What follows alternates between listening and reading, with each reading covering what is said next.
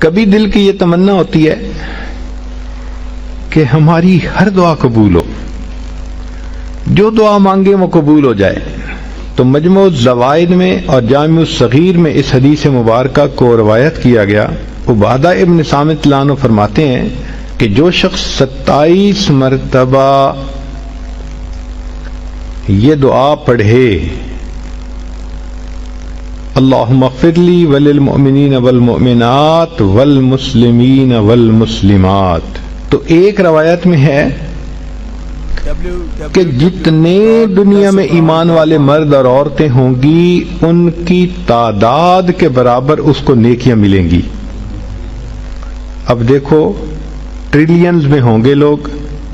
ہر ایمان والے مرد اور عورت کے برابر نیکی، سبحان اللہ کتنا بڑا اجر، اور اس کو 27 مرتبہ پڑھنا ہے۔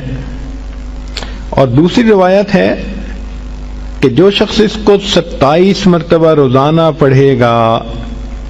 اللہ تعالیٰ اس کو مستجاب الدعوات لوگوں میں شامل فرمائیں گے، یعنی اللہ تعالیٰ اس کو وہ درجہ دیں گے کہ اس کی دعائیں ضرور قبول ہوں گی اللہ کے ہاں۔